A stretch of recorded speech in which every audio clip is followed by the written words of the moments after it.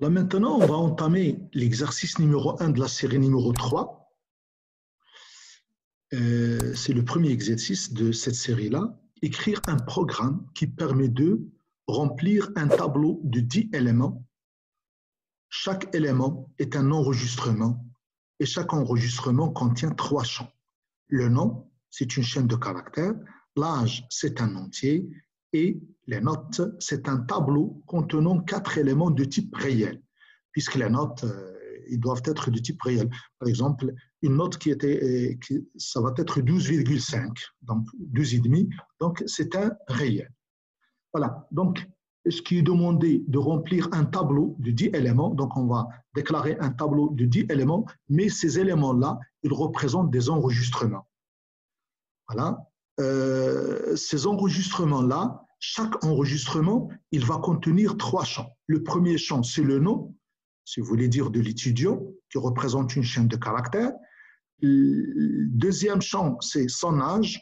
Et le troisième champ, c'est un tableau. Attention ici, c'est un tableau qui représente les notes, les 4 notes pour l'étudiant. Donc, tableau contenant 4 éléments de type réel. Voilà. Après la saisie de toutes les informations, écrivez les instructions qui vous permettent d'afficher les indices des éléments du tableau qui contiennent les données suivantes s'il existe. Voilà. Le champ nom commence par la lettre A et le champ âge est supérieur à 18. Enfin, afficher les notes de l'élément correspondant. Donc, ce qui est demandé, ça veut dire après la saisie des informations, ça veut dire le nom de l'étudiant, son âge et les notes correspondantes. Après, on veut afficher l'indice de l'étudiant qui vérifie les conditions suivantes. Bien sûr, s'il existe ces conditions-là, et s'il existe ce étudiant ou bien cet élément qui va vérifier ces conditions-là. Son nom, il doit commencer par la lettre A. Son âge doit être supérieur à 18. Et dans ce cas-là, s'il vérifie ces conditions-là, on va afficher bien sûr les notes de l'élément correspondant de cet étudiant-là. Là, je pense que l'exercice est clair. On va passer maintenant à la réponse. Premièrement, on a, donc, au lieu de travailler avec 10 éléments, donc ça va me prendre beaucoup de temps. Donc, j'ai essayé de limiter le nombre du tableau, ça veut dire à 3 éléments. Mais c'est à vous, donc, si vous avez le temps, vous pouvez reprendre l'exercice avec n est égal à 10 comme il a été demandé dans l'exercice. Voilà, on a déclaré un enregistrement, ça veut dire une structure, struct, donc qui va contenir 3 champs. Le premier champ, c'est une chaîne de caractères, nom de 15 caractères. Voilà, il est de type char. L'âge, il est de type int, comme il a été mentionné, il est entier. Et notes, donc on a demandé 4 notes. Et on a dit que c'est un tableau de notes de type réel. Voilà, le type float, ça veut dire réel. Et c'est un tableau, donc note 4, qui va contenir 4 valeurs. Voilà, type def, ça va nous permettre de donner, si vous voulez dire, un synonyme à cette structure-là. Au lieu, ça veut dire dans la déclaration de travailler avec la structure, on va travailler avec le mot perse. Ça veut dire cette structure-là, son équivalent, c'est le mot perse, à l'aide de type def. Comme on a expliqué au cours, type def, ça veut dire on va définir un nouveau type, si vous voulez dire. Voilà, on a déclaré un tableau, tab, ça va noter tab, de n éléments. Dans notre cas, n c'était 3. Dans l'exercice, il a été demandé d'avoir 10, mais moi, comme je vous dis, pour réduire un petit peu, j'ai travaillé seulement avec 3, qui sont de type perse. Ça veut dire chaque élément de ce tableau-là, il est de type perse, ça veut dire personne. Hein. Chaque élément, il contient le nom, âge et les 4 notes. Le deuxième élément, le nom, âge et les 4 notes. Le troisième élément, le nom, âge et les 4 notes. Voilà, int ij, donc on va travailler avec le ij dans les boucles, on aura besoin. on va commencer par de faire entrer les données. For i est égal à 0, i inférieur strictement à n, i plus plus. Donc, le i ici représente l'indice dans le tableau tab. Printf non, donc il va afficher non. Nous, on va faire entrer, bien sûr, le nom de l'étudiant, par exemple. Scanf, pourcentage S, ça veut dire c'est une chaîne de caractères. L'adresse tab de i, point non. Voilà, donc tab de i, c'est la variable, mais on va faire accès au champ non. Voilà, donc c'est tab i, par exemple, pour le i est égal à 0, tab de 0, ça veut dire le premier élément, mais je vais faire accès au nom. Donc c'est pour cela qu'on a mis le point et on précise le champ non. Voilà, donc la donnée qu'on va faire entrer, ça va être enregistré dans tab i non. La deuxième information, c'est l'âge. Donc, scanf pourcentage t, donc on va faire entrer un entier puisque l'âge il a été demandé comme int. La même chose, l'adresse tab i point âge. Concernant, donc, vous voyez que la collade ouvrante pour la boucle for n'a pas encore été fermée. Hein? On est encore dans la boucle for i et on a ajouté une autre boucle for j à l'intérieur de for i. Parce que pour chaque élément, pour chaque i, il y avait 4 notes. Donc c'est pour cela qu'il faut faire entrer les notes du premier élément. For j est égal à 0, j inférieur strictement à 4, j plus plus, printf note, pourcentage t, j. Donc il va afficher note 0, note 1, note 2, note 3, puisque j est inférieur strictement à 4 et par conséquent on aura 4 notes. Voilà, scanf pourcentage f. Donc, ici, pourcentage f, parce que la note, c'est un réel, c'est un float. Donc, ce pour cela, on a utilisé pourcentage f. Et donc, ça va être l'adresse tab de i. Donc, ça, c'est dans l'élément. Point note de j. Parce que les j ici, ça varie. Est-ce que la première note ou bien la deuxième ou bien. Donc, pour le tab i, ça veut dire pour un i, par exemple, si on va prendre pour i est égal à 0, tab de 0, il y avait note de 0, note de 1, note 2 et note 3. Donc, pour faire entrer les 4 notes. Voilà, et on ferme, bien sûr, la parenthèse. Ça, c'est pour la boucle for, et donc il va afficher donc, cette ligne-là, et on ferme l'accolade de for i. Voilà, cette accolade fermante concernant for i. Parce que celle de J, voilà, ça veut dire l'accolade ouvrante et l'accolade fermante. Ça, c'est pour le J. Pour le I, donc la boucle for I, donc voilà l'accolade ouvrante et voilà l'accolade fermante. Donc, à chaque fois, quand on va faire entrer un élément, il va tracer cette ligne-là pour passer à le deuxième élément. Maintenant, une fois on termine les informations concernant notre tableau, on va passer à la vérification des conditions demandées. Ça veut dire afficher l'indice pour ceux qui commencent par la lettre A et leur âge supérieur à 18. Voilà, pour i est égal à 0, on a utilisé une boucle do while. If tab i.nom de 0, ça veut dire. Donc ici, quand on écrit nom de 0, parce que nom, c'est une chaîne de caractères. Hein? Voilà. Non, c'est une chaîne de caractères. Donc, le premier caractère, c'est un nom de 0. Le deuxième, c'est un nom de 1, et ainsi de suite. Nous, on a dit qu'il commence avec le caractère A. Ça veut dire les noms qui commencent par le caractère A. Et donc, ça va être nom de 0. Voilà. Tab i.nom de 0 est égal le caractère A. Donc, la même chose ici, comme vous voyez, il doit être égal le caractère A. Donc, il est écrit entre cotes. Hein?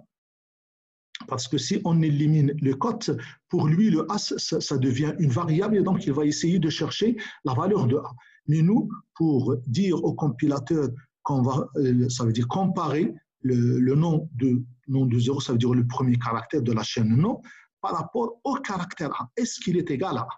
Voilà. Donc, si il est égal à A, et, donc le et, donc double et commercial, pour dire le et, tab i.âge, maintenant, on va passer au deuxième champ, c'était l'âge, doit être supérieur à 18. Donc, s'il vérifie les deux conditions, que le premier caractère, c'est un A, et la deuxième condition, ça veut dire son âge est supérieur à 18, à ce moment-là, il va afficher l'indice correspondant dans le tableau. Voilà, donc c'est le I, ça va être affiché ici. Et en même temps, on a lui demandé, ça veut dire pour vérifier vraiment, est-ce qu'il commence par A? Donc il va afficher tab I.nom, donc il va afficher ce nom-là, et il va afficher son âge. Donc ça, c'est seulement pour la vérification, vraiment qu'il commence par A et l'âge il est supérieur à 18. Bien sûr, il a été demandé dans l'exercice d'afficher les notes correspondantes. Donc voilà, for J est égal à 0, J inférieur strictement à 4, donc on va afficher note pourcentage I, donc le J ça va passer ici, donc ça veut dire note 0, note 1 et ainsi de suite, et la valeur de cette note-là, donc c'était tab I.note de J, parce que même si note c'est un tableau. Voilà, donc c'est un tableau dans un tableau. Et voilà, donc ça va être affiché en réel. Voilà, donc si on a plusieurs, donc ils vont être séparés par cette ligne-là. I++, ça c'est pour passer à l'élément suivant, parce qu'on a commencé par I est égal à 0, il vérifie ça, après I++ pour passer à l'élément suivant, jusqu'à où? Donc, tant que le I inférieur strictement à N. Ça veut dire tant qu'on n'a pas encore arrivé au dernier élément, donc tu vas répéter ce processus-là, cette boucle-là, do while. Voilà, maintenant on va passer à l'exécution de ce programme. Donc il a été demandé de faire la compilation, voilà. Maintenant on le compile. Il nous demande de faire entrer le nom. Par exemple, je donne Msudi. Voilà. Son âge, donc je vous donne par exemple 22 ans. Les notes, ça va être 13, 16, 10, 12. Voilà, on passe, donc vous voyez, il y avait cette ligne-là, il nous demande le deuxième, par exemple l'Etmani, donc exprès j'ai donné, commence par 1, Etmani.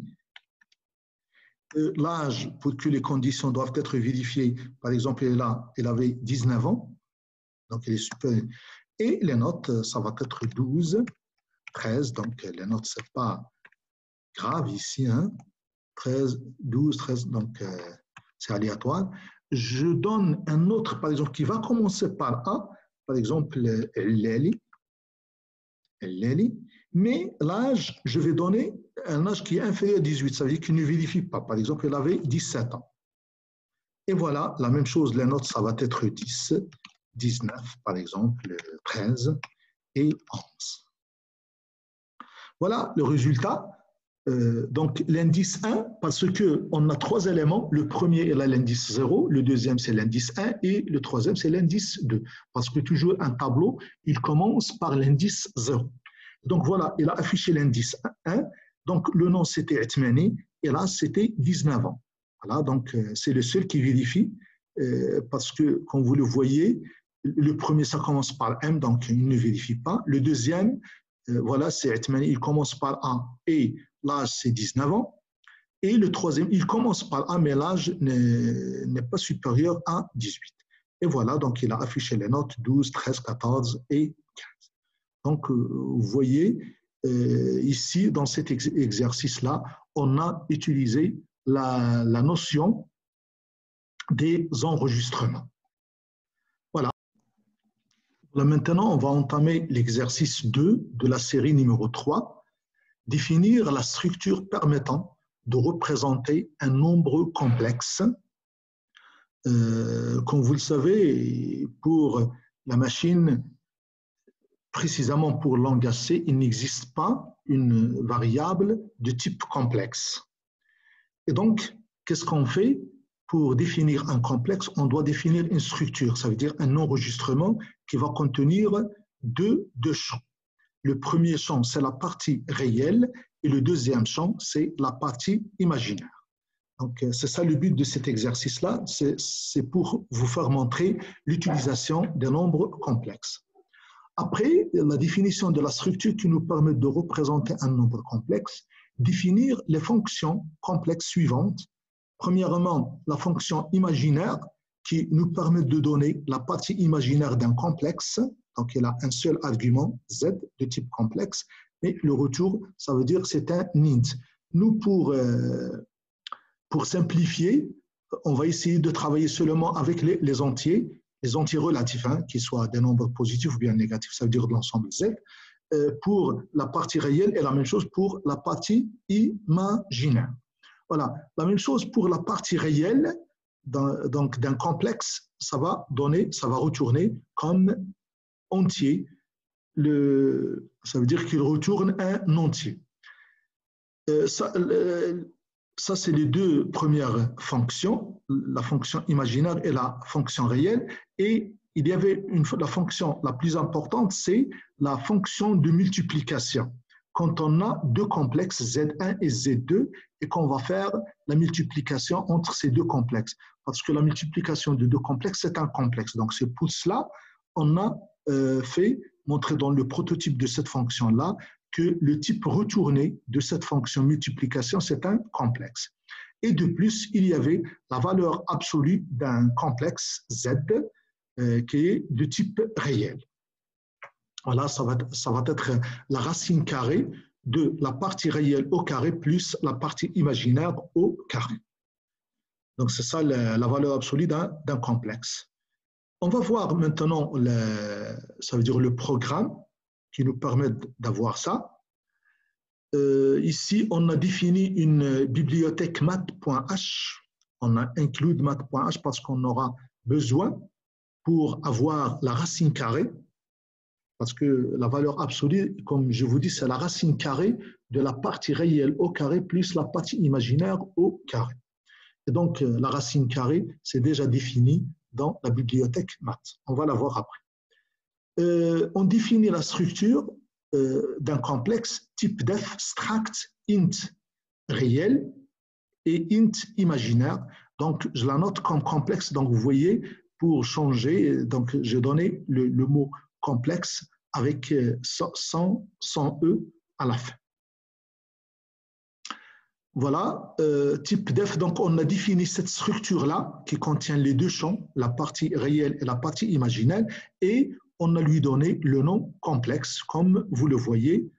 J'ai dit, je l'ai fait exprès, le E, j'ai éliminé le E ici pour différencier, ça veut dire avec le nombre complexe du mot exact. Voilà, la partie imaginaire, plutôt la fonction imaginaire d'un complexe Z, donc il retourne, donc quand on a un complexe Z, donc qu'est-ce qu'il va retourner cette fonction-là? Return Z.im. Voilà, si Z c'est un complexe, donc ça veut dire qu'il a les deux champs, le champ réel et le champ IM. Donc pour avoir la partie IM, ça veut dire imaginaire, c'était Z.im.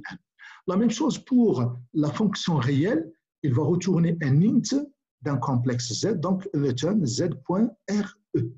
Donc, il va retourner la partie réelle. Maintenant, on va passer à la partie complexe. Donc, j'ai défini la fonction multiplication par le mot produit complexe pour faire apparaître le mot produit, ça veut dire des nombres complexes. Et donc, on a X et Y. On a deux complexes X et Y. On va essayer de voir ça veut dire la multiplication de ces deux complexes. Normalement, le résultat, ça va être un complexe. Voilà, on a défini à l'intérieur de cette fonction-là un complexe P sur lequel on va faire l'enregistrement des valeurs trouvées. Voilà, donc la partie réelle de ce produit, parce que le P, ça va représenter le X fois Y. Hein. P est égal à X fois Y. Il représente le produit. Donc, la partie réelle de ce produit-là, ça va être X point la partie réelle fois Y point la partie réelle, ça veut dire le produit des parties réelles de X, Y, moins le produit des parties imaginaires. Donc, voilà, moins X point IM étoile Y point IM. Donc, ça, il représente la partie réelle. Donc, ça, c'est par définition. Et pour la partie imaginaire, donc ça va être la partie réelle du X multipliée par la partie imaginaire du Y, plus la partie imaginaire du X multipliée par la partie réelle de Y.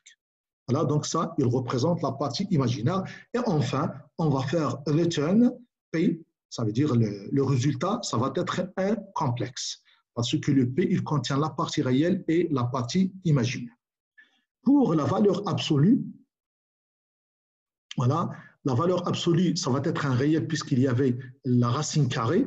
Valeur absolue d'un complexe Z est un SQRT. Voilà, donc la fonction SQRT, ça veut dire la racine carrée. Donc c'est une fonction déjà prédéfinie dans maths, dans la bibliothèque maths. Ça nous permet de donner la racine carrée d'un nombre. Voilà, donc qu'est-ce qu'il fait? La partie réelle au carré, voilà, z.le étoile z.le, ça veut dire la partie réelle au carré, plus la partie imaginaire au carré de z. Et donc, on va appliquer la racine carrée pour avoir valeur absolue. Voilà, donc on a défini ici les différentes fonctions. Maintenant, on va entamer le programme principal, le main, ça veut dire pour faire entrer des variables complexes et vérifier les fonctions. Voilà, je définis ici A, B, Z, ça veut dire 3 complexes. Je définis 2 entiers, R et I, et je définis un réel abs. Ça veut dire absolu 1. Entrer 2 nombres complexes A et B. Voilà, donc puisqu'il a été demandé d'avoir les 2 nombres complexes A et B, donc on va faire entrer la partie réelle et la partie imaginaire de A, et la même chose pour le B. Voilà, partie réelle de A, donc il va lire la partie réelle, donc l'utilisateur, il va faire entrer la partie réelle de A. Le programme, il va la lire à l'aide de cette instruction-là, scanf pourcentage D, l'adresse de A.LE. Voilà, donc ça veut dire le complexe A et point le champ RE. Voilà, et donc ça c'est un entier. Je travaille seulement avec des entiers. La même chose, partie imaginaire de A, la même chose, scanf pourcentage D, l'adresse A.IM. Je fais la même chose, donc je saute ici de ligne. Après, je entame le A. Voilà, printf A égale pourcentage D plus pourcentage DI. Ce I-là, seulement pour faire apparaître que c'est un complexe, parce que comme vous le savez, pour écrire un nombre complexe, par exemple, ça va être 2 plus 3i. Donc ce I-là, pour la partie imaginaire, nous, pour ne pas le confondre avec le I utilisé dans les boucles, j'ai utilisé le I majuscule. Hein. Voilà, c'est pourcentage D, donc ça c'est la partie réelle, plus la partie imaginaire, donc on a lui ajouté le I, et donc voilà, ça c'est la partie réelle, il va passer ici, et la partie imaginaire, il va passer ici.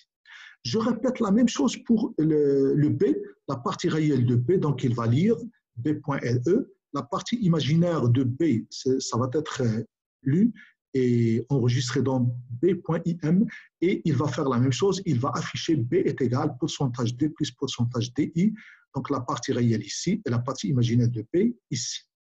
Maintenant, je demande d'avoir le produit complexe de A et B. Voilà, produit complexe de A et B, donc il suffit de faire appeler la fonction, préciser le A et B, on a déjà les données de A et B, et le résultat, ça va être affiché dans Z, qui a été déclaré ici, pour avoir le produit complexe. Voilà, après, le produit complexe, il a été réalisé, ça veut dire la multiplication. Donc, pour le Z, il a une partie réelle et une partie imaginaire. La partie réelle de Z, on a l'affecté à R, et la partie imaginaire de Z, on l'a affecté à I. Maintenant, pour avoir la valeur absolue, il suffit de faire appel à valeur absolue, à la fonction à valeur absolue de Z, puisque les données de Z réelles, la partie réelle et la partie imaginaire, c'est déjà connu, donc je peux calculer la valeur absolue, et donc ça va être affecté à abs. Voilà, je demande d'afficher le Z qui est égal à A étoile B égale, donc il va afficher pourcentage D plus pourcentage DI, et donc le premier ici, ça va être Z.RE, c'est la partie réelle de Z ici, et ici c'est la partie imaginaire de Z. Voilà, printf valeur absolue de Z et pourcentage F qui est représenté par abs. Voilà, donc c'est ça concernant ça veut dire les variables complexes. Maintenant, on va passer à l'exécution. Voilà, après compilation, je demande l'exécution. Voilà, entrer deux nombres complexes A et B, partie réelle de A, je donne par exemple 2, et la partie imaginaire, ça va être par exemple 4. Hein. Voilà, A c'était 2 plus 4i. Maintenant, on va passer à B. La partie réelle, ça va être par exemple moins 1. Et la partie imaginaire, ça va être, donc pour simplifier un petit peu, c'est 2 tout simplement. Et donc, ça va être B est égal à moins 1 plus 2i. Voilà le produit. Donc, ça donne Z fois B qui est égal à moins 10 plus 0i. Donc, la partie imaginaire qui est égale à 0 dans ce cas-là. Et la valeur absolue, ça va être 10 tout simplement. Voilà, on peut faire un autre exemple. Voilà, je peux donner par exemple 4, 7. Et je peux donner par exemple moins 6 et 9. Voilà. Le premier A, ça va être 4 plus 7i. Le deuxième B est égal à moins 6 plus 9i. Donc, quand on va faire le produit, on trouve moins 87 pour la partie réelle et moins 6 pour la partie imaginaire. Voilà, la valeur absolue, ça va être 87, ce chiffre-là, 20. Donc, vous voyez l'utilisation des nombres complexes en utilisant le langage C, même si qu'il n'existe pas les variables complexes, mais on peut travailler avec des nombres complexes en utilisant les structures. On va voir maintenant l'exercice 3, donc toujours de la série numéro 3. Écrire un programme qui contient une fonction qui permet d'inverser un tableau de réel en utilisant les pointeurs. On n'utilisera pas la notation pointeur pour passer à l'adresse du tableau en argument de la fonction. Voilà. Donc, j'ai essayé d'expliquer ici l'exercice. Écrire un programme qui contient une fonction. Donc, ici, il insiste, ça veut dire que le programme doit contenir une fonction qui permet d'inverser un tableau de réel. Voilà. Il faut travailler avec les fonctions. Ça veut dire que ce n'est pas seulement le programme principal, ce n'est pas le main tout seul. Donc, vous êtes obligé d'ajouter une fonction qui permet de faire inverser un tableau de réel. Donc, l'utilisateur, il va faire entrer un tableau de réel et la fonction, ça va nous permettre d'inverser ce tableau. En utilisant les pointeurs. Et de plus, il insiste qu'on va travailler avec les pointeurs. Voilà, on n'utilisera pas la notation pointeur pour passer l'adresse du tableau en argument de la fonction. Parce que la fonction qui va permettre de faire inverser le tableau, donc il va avoir l'argument du tableau avec lequel il va faire l'inverse, ça veut dire sur lequel il va faire inverser les données du tableau. Donc, il nous insiste qu'il ne faut pas utiliser l'argument, ça veut dire dans les arguments de la fonction, la notion de pointeur. On est obligé de travailler avec le tableau. Mais à l'intérieur de la fonction, vous êtes obligé de travailler avec les pointeurs, comme il a été mentionné ici en utilisant les pointeurs, mais on n'utilisera pas la notation pointeur pour passer à l'adresse du tableau en argument de la fonction. Voilà la réponse, ça veut dire le programme qui nous permet d'avoir ça. La fonction inverse, voilà, il ne retourne pas de valeur, donc ça veut dire void, parce que qu'est-ce qu'il va faire? Il va seulement inverser les éléments du tableau et par conséquent, il n'a rien à faire retourner.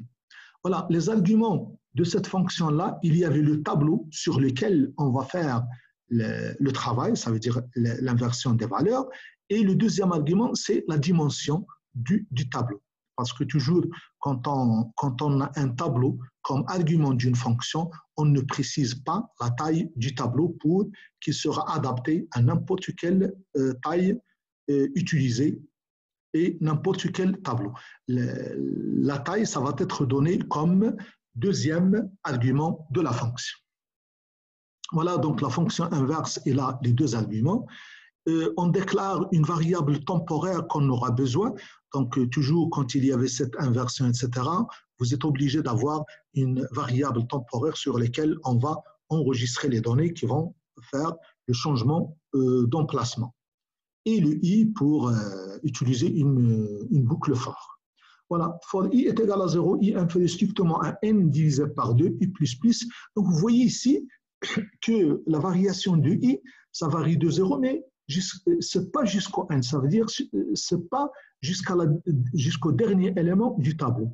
Pourquoi? Parce que puisqu'on va inverser les données, il va arriver seulement au milieu. Une fois il arrive au milieu, ça veut dire on sait bien que les autres valeurs, ils ont déjà, ça veut dire s'il y avait un déplacement, il a été déjà effectué.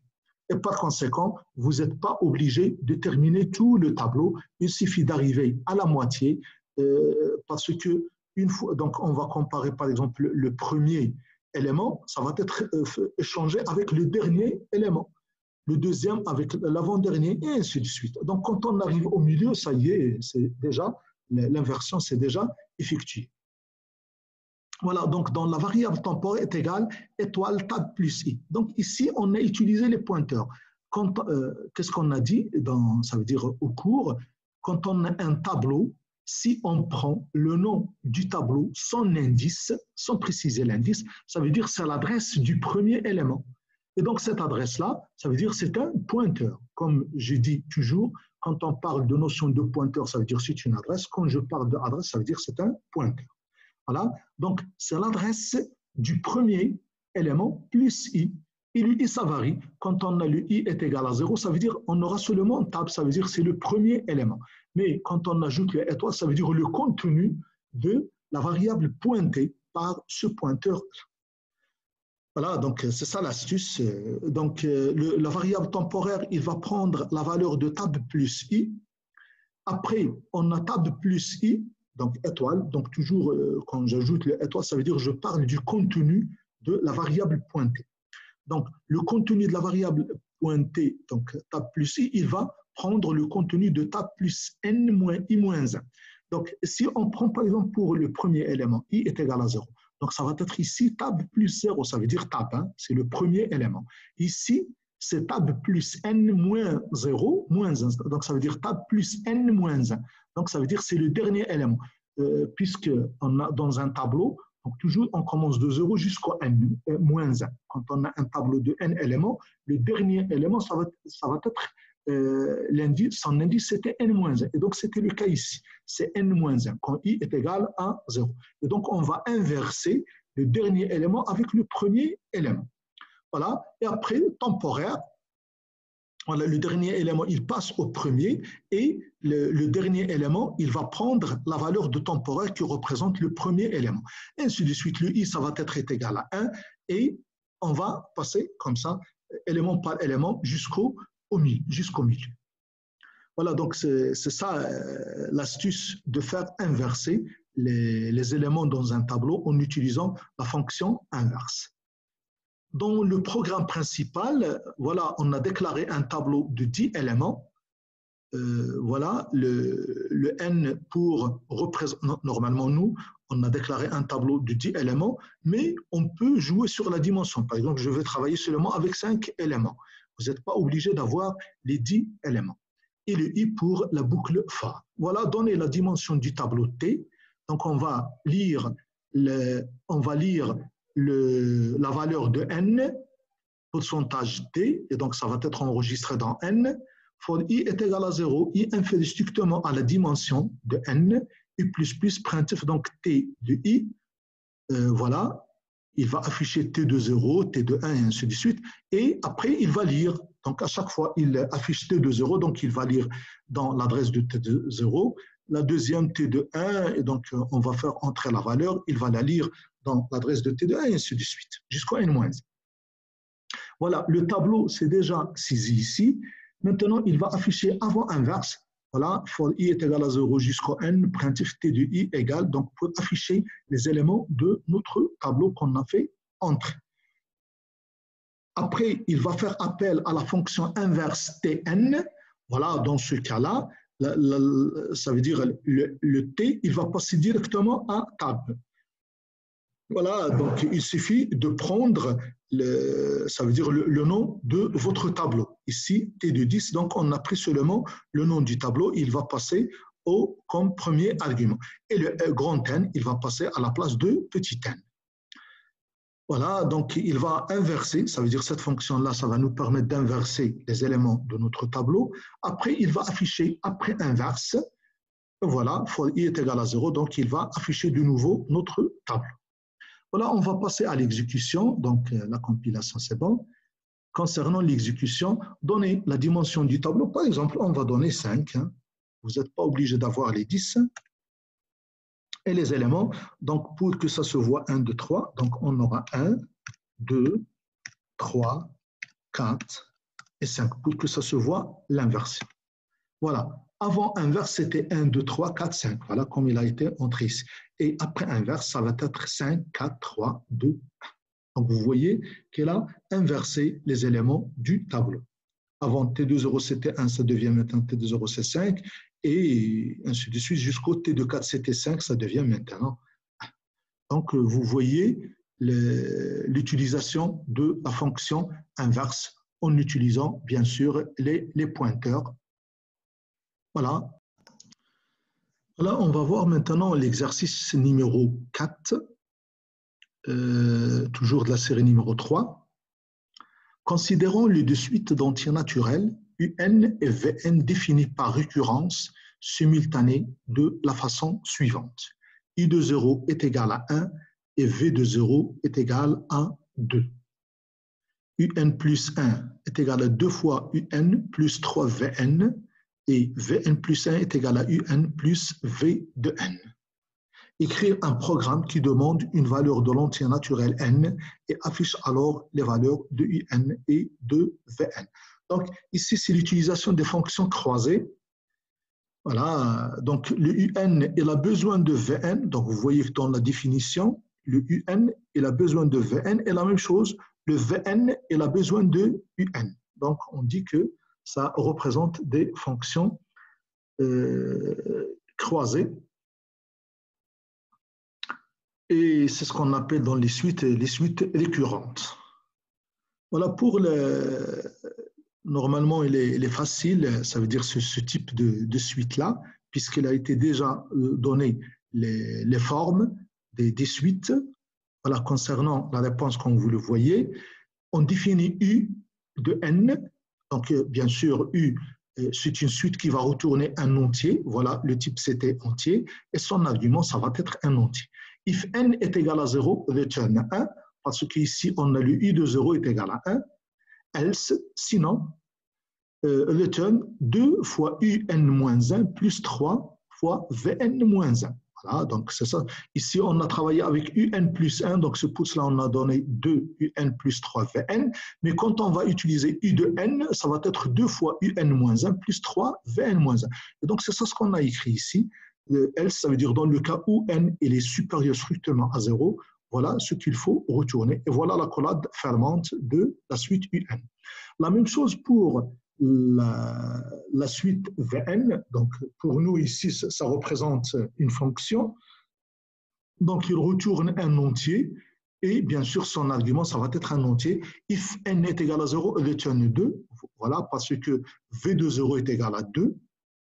Et voilà. Dans else, ça veut dire dans le cas contraire, ça veut dire le n est supérieur strictement à 0, il va retourner un-1 plus vn-1.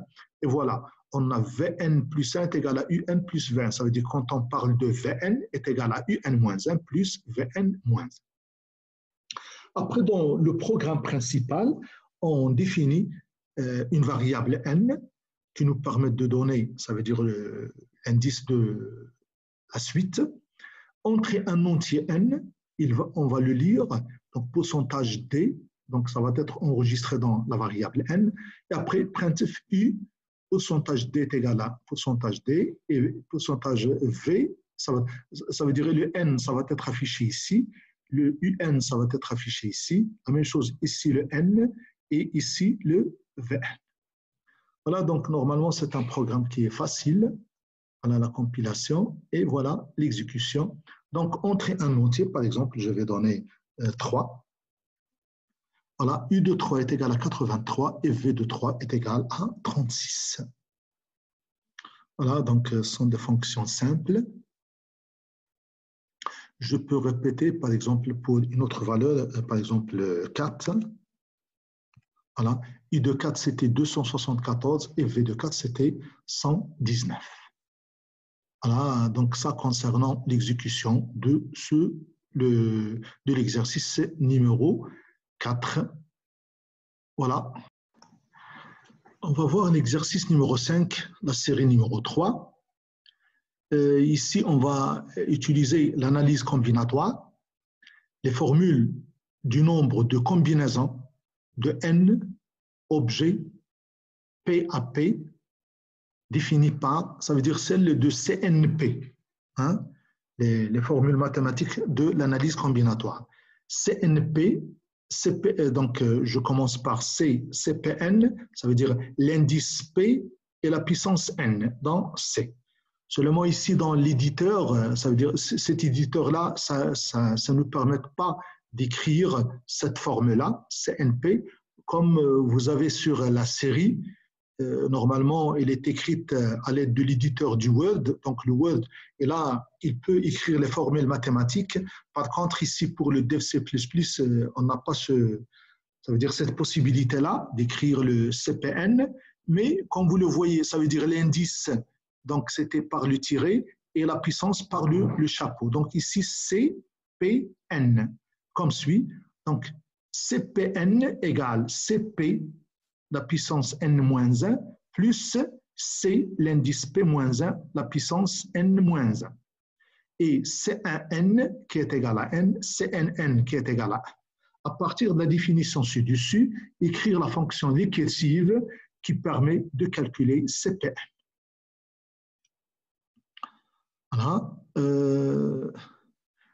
Donc ça, il ressemble à l'exercice numéro 4, donc, parce que même si pour les suites récurrentes, ça veut dire que ce sont des fonctions récursives. Hein. Ici, pour CNP, j'ai noté la fonction CNP. Donc voilà, il a deux arguments, l'argument N et l'argument P. If P est égal à 1, return N, else if P est égal à N, return 1, ça veut dire c'est le cas où P est égal à N, ça veut dire CNN, on a le 1, et c'est N1, voilà, C1N, on aura N.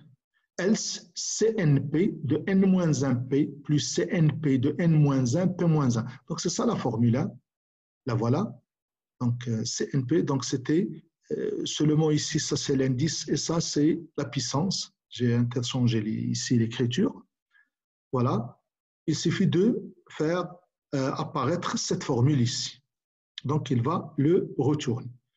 Voilà, donc on déclare le NP, on va donner la valeur de N et celle de P, donner un entier positif N, donc il va le lire dans N, donner un entier positif P, mais à condition que P est inférieur ou égal à N, parce que dans l'analyse combinatoire, toujours l'indice, il est inférieur par rapport à la puissance. Quand on a CN, CPN, ça veut dire P dans l'indice et le N dans la puissance, le P doit être inférieur ou égal à N. Donc ça, c'est une formule mathématique imposée comme ça.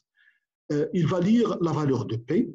Après, on a fait appel à CNP, puisqu'on connaît le N et le P. Il suffit de faire appeler la fonction CNP. Voilà la compilation. Et après l'exécution, voilà, donner un entier positif. Par exemple, je vais donner 3. Et le P doit être inférieur, par exemple, 2. Donc, maintenant, on va calculer C2, 3. Ça veut dire l'indice dans C. En bas, on a le 2 dans l'indice et dans la puissance, ça va être 3. Voilà, CNP de 2, 3, ça donne 3. On peut faire notre exécution. Voilà. L'exécution. Par exemple, on va faire le 5 pour le N et pour le P, ça va être 3. Voilà, CNP, ça va être 10. Voilà, donc vous pouvez faire entrer, ça veut dire n'importe quel N et P. Donc, d'après, je peux donner par exemple 7 et le P, ça va être 5. Voilà, CNP, ça donne 21. Voilà, donc, comme vous le voyez, les fonctions récursives, normalement, sont très faciles. Ce n'est pas quelque chose de difficile. Il suffit ça veut dire de comprendre l'exercice et traduire les définitions des différentes fonctions. Voilà. Maintenant, on va entamer le dernier exercice de la série numéro 3, c'est l'exercice numéro 6. Supposons qu'on a un fichier nommé données qui contient des entiers relatifs. On veut créer un fichier nommé pair négatif à partir du fichier données. Écrire un programme qui permet de lire les entiers à partir du fichier donné. S'il trouve un entier pair et négatif, alors il va insérer cet entier dans le fichier pair négatif. Le but de l'exercice, on va créer un fichier qui ça va être nommé données, mais à l'aide de l'éditeur, comme vous le voyez ici. Donc, à l'aide de l'éditeur de Dev C++, j'ai j'ouvre une fenêtre vierge et je commence à saisir 2, espace, moins 6, moins espace, moins 14, et ainsi de suite. Donc, j'ai saisi ces valeurs tout simplement à l'aide de l'éditeur. Il n'y avait pas de programme pour le fichier données. J'ai ajouté ici le point C seulement parce que le Dev C++, automatiquement, il va ajouter par défaut, si ça veut dire s'il ne trouve pas l'extension pour un fichier, il va ajouter CPP, ça veut dire C++. Moi, pour l'empêcher d'ajouter CPP, donc j'ai mentionné le point C. Mais n'a aucune influence, ça veut dire cette extension-là n'a aucune influence sur le fichier puisque ça ne sera pas compilé. C'est un éditeur simple, j'ai écrit des valeurs tout simplement séparées par des espaces. Donc, le but de ce programme-là, il va lire les données dans le fichier données. Et donc, s'il trouve un nombre qui est pair et négatif, ça va être enregistré dans un autre fichier. Voilà. Donc, j'ai dit, supposons qu'on a un fichier nommé données, comme je l'avais mentionné, qui contient des entiers relatifs, c'est-à-dire des éléments de Z. On veut créer un fichier nommé pair négatif à partir du fichier données. Donc, il va lire dans le fichier données. S'il trouve un nombre qui est pair et négatif, il va l'enregistrer dans ce nouveau fichier qui s'appelle pair négatif. Donc, c'est ça le but de l'exercice. Voilà, le programme est le suivant. On déclare ici le don. Donc, c'est un pointeur qui va pointer sur le type file. Donc, le file doit être écrit en majuscule. Parce que si vous allez saisir en minuscule, ça va pas. Donc, ça veut dire que c'est une erreur pour le compilateur. Donc, les caractères FILE doivent être en majuscule. Et je définis un autre pointeur sur le type file parce que j'aurai besoin de deux fichiers. Un fichier, donc le premier pour lire les données et le deuxième pour enregistrer les résultats. Ça veut dire seuls ceux qui vérifient les conditions. Le M, c'est une variable simple qu'on aura besoin par la suite. Voilà, donc la fonction fopen pour ouvrir le fichier données en mode écriture, en mode lecture, read, ça veut dire R. Voilà, donc ça c'est ce qu'on appelle un fichier qui existe physique, c'est un fichier physique qu'on va faire le lien avec un fichier physique. Parce que par la suite, je vais utiliser seulement le fichier physique, le fichier logique. La même chose pour fopen, pair négatif, mais en mode écriture, write. Donc la même chose, ça va être, on va faire le lien avec ce fichier qui ça va être exister physiquement, bien sûr, avec celui qui est un fichier logique. Pourquoi sont des fichiers logiques? Parce qu'une fois que je sors du programme, ces deux fichiers-là, ils vont être détruits, ça veut dire ces pointeurs. Mais par contre, les deux fichiers qu'on appelle fichiers physiques, ils vont être restés bien sûr au niveau de notre disque dur. Voilà. While not f-end of file donc f-end of file, donc ça représente une fonction. End of file, ça veut dire la fin du fichier, tant que, et donc le point d'exclamation, ça veut dire la négation. Qu'est-ce que ça veut dire ici? Tant que tu n'arrives pas à la fin du fichier dans, parce que le pointeur, dans le fichier donné, il va se pointer sur la première valeur. Ça veut dire, dans notre cas ici, il va pointer sur le 2, ici, et il commence à lire. Voilà, donc je vous dis ici, il va pointer sur le premier élément, et tant que la fin de fichier n'a pas encore été atteinte, donc qu'est-ce que tu vas faire? Lire donc la valeur, ça veut dire la première valeur par exemple, et tu vas la mettre dans l'adresse de M. Donc, à partir du fichier temps, tu vas lire un entier, donc format décimal, pourcentage D, et tu vas la mettre dans le M, la variable M. à l'aide de la fonction fscanf. Parce que scanf, ça c'est pour lire une donnée à partir du clavier, mais quand on ajoute le F, ça veut dire à partir d'un fichier. Donc, la lecture à partir d'un fichier, le fscanf. Donc, une fois on va lire donc ça veut dire l'entier, qui ça va être enregistré dans M, il vérifie. If M pourcentage D est égal à 2. Donc, if M modulo 2. Pour vérifier est-ce que un nombre est pair ou non, on le divise par 2. Si le reste, parce que ici le modulo, le pourcentage, ça nous donne le reste d'une division entière. Par exemple, quand je prends un nombre pair, par exemple 8. 8 divisé par 2, ça donne 4 et le reste 0. Donc, 8 modulo 2c est égal à 0. Donc, ça veut dire que c'est un nombre pair. Par exemple, si je veux prendre 13. 13 divisé par 2, ça donne 6 et le reste 1. Donc, 13 modulo 2, ça donne 1. Donc, il n'est pas pair. Donc, pour vérifier est-ce que c'est un nombre et les pair ou non, on vérifie si son mode est égal à 0. Donc, if M modulo 2 est égal à 0, et de plus, et M est inférieur ou égal à 0. Ça veut dire que M il est négatif parce que on nous a demandé d'avoir les nombres qui sont pairs et négatifs. Voilà. Trouve un entier pair et négatif. Voilà la première condition pour avoir un nombre pair. La deuxième condition pour avoir le nombre négatif. Voilà, F primitif, ça veut dire dans le cas où il vérifie les deux conditions, F primitif dans résultat, voilà, la fonction primitif, ça nous permet d'afficher directement sur l'écran, mais quand on ajoute le F, ça veut dire dans un fichier. Donc F primitif, ce fichier-là, c'est résultat qui est ça veut dire en lien avec pair négatif. Donc, tu vas afficher pourcentage D en format décimal et tu vas laisser un espace.